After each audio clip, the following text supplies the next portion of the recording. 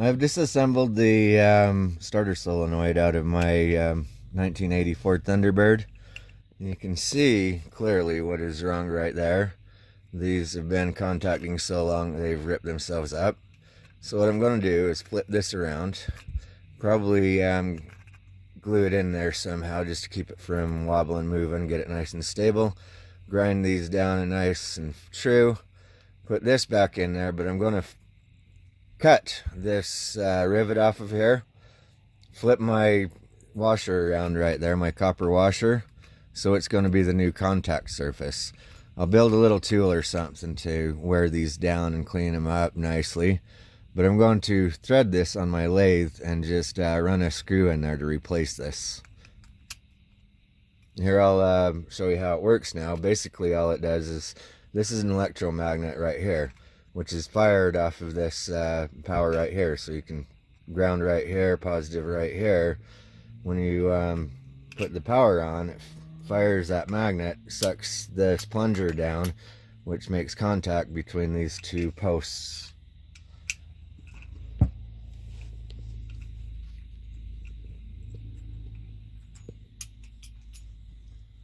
What I have set up is 13.3 volts, just whatever, as long as it's over 12, 13, 14, whatever battery takes. Just put the negative on there and touch it.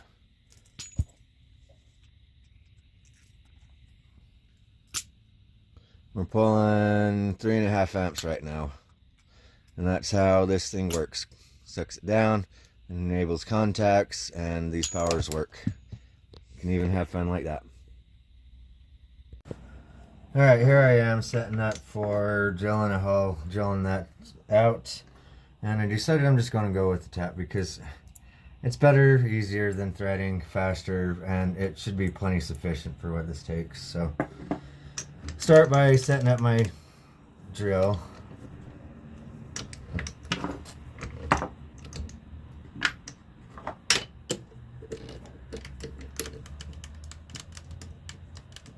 Just jiggling side to side and trying to make sure I have everything pretty well centered, and that feels good.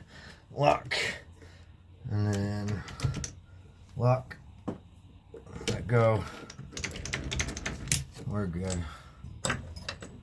Now I'm going to use my centering bit. That one there.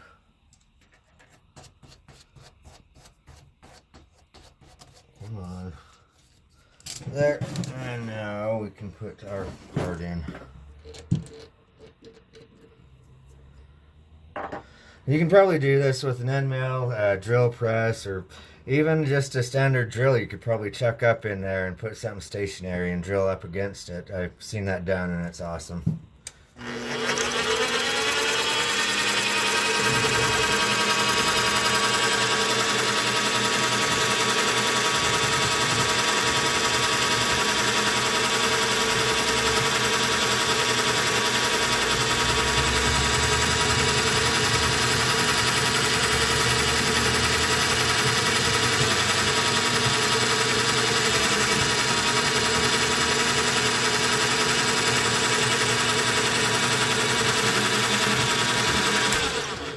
There, it's almost to it. Hit a little bit more. I'm going to slow down the speed just a touch.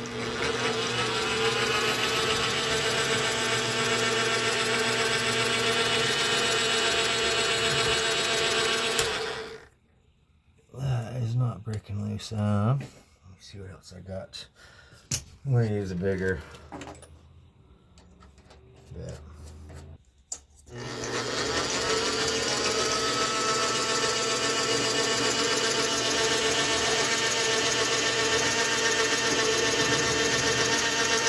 There we go.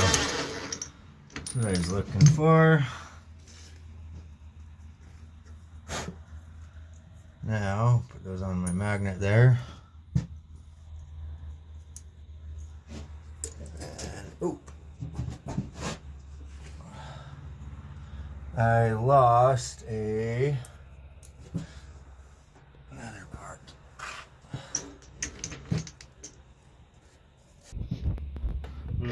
This is the number 30 drill bit.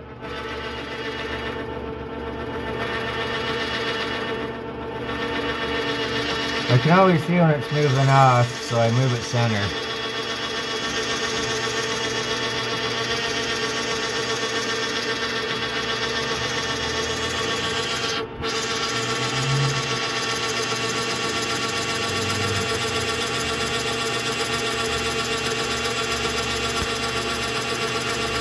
There's a 1/4 inch.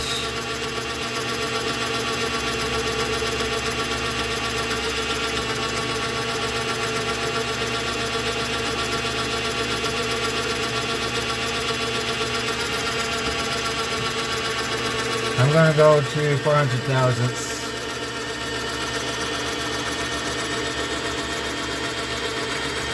Good there.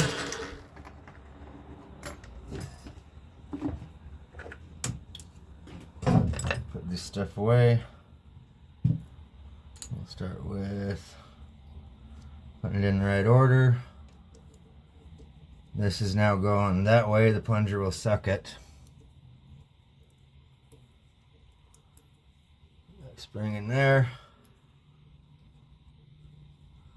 I had a choice of a screw or a pop rivet. I decided to just go with the pop rivet because it's plenty good.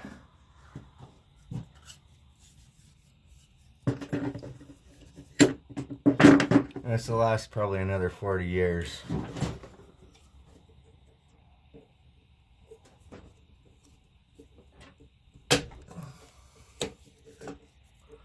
There we go. And it's all finished. I'm gonna figure out a way to spin this. So I punched a hole in here and reamed it out so it'll accept this. This is just going to be for my tunnel inside of there, just to keep it the alignment. I'm going to try to do a friction fit thingy. I do this time to time and it usually works. We'll see how it goes this time. See how I leave it empty, close, loose. That way it can kind of move around as it pleases, and there it is. Now we have a nice friction fit inside of there. It won't come out. And I'll just finish this up, put some friction in there, shave this down some more so it fits inside of here, and then I'll get some sandpaper and glue it to this end. I'll come back when it's done. Here's the finalized tool.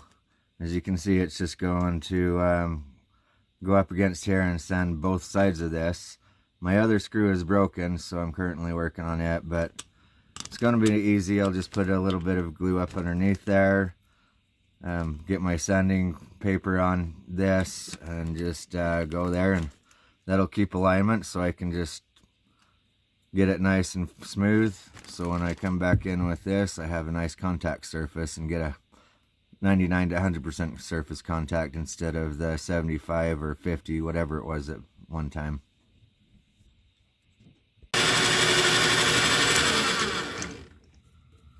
There we go. Looks nice and even. And we are right at 3/8.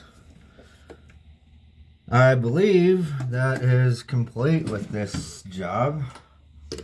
Now the only thing I have left is to, for one, pull it out of here. But I believe the only thing I really have left is to put it together.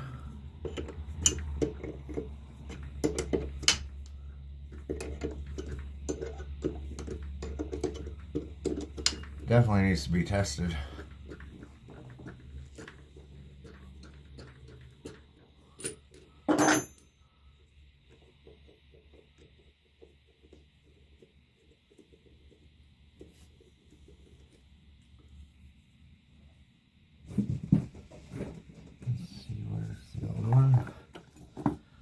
Compared to the original,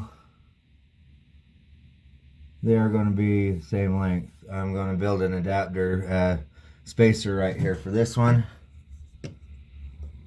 See how it fits, and it does. Perfect. And this is going to be turned around. might have to cut some more off, it looks like. Yep. Just a little bit. Or, you know what, let's be smarter than the average part and just start by doing, let's go with this one first. Now let's go with this one. And it still looks like it's going to go. Oh, there it goes. I am still going to shave some of this off of here. Yeah. It's a no-brainer now. I just needed to make sure I at least got the right part. Here is the tool I made, completed. I made a punch for it. Thinking back, I could have been smarter and chucked this up on my drill, put a piece of rubber backer on and cut it out, but it did cut pieces of cork, and it did allow me to cut my sandpaper. So now my sandpaper is going to go in like this, and it's going to clean these up. And it's all chucked up. Just sand it real quick.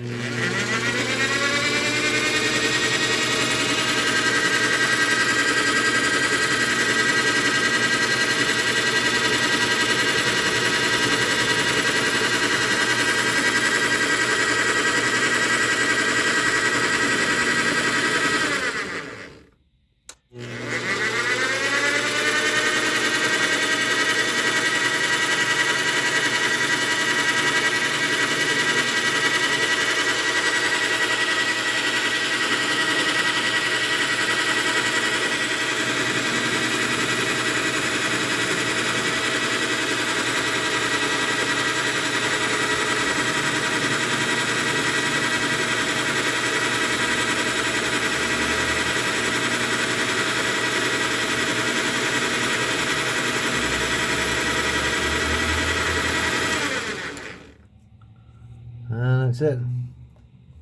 Should look pretty good now if I can find out where I put the plunger. Where should I put that? There it is. It's a lot more firm connection now than it was when I started, though. I'll put this in, put this all back together. It just goes like this. Put it back together, and then we'll throw it in and see how well it works.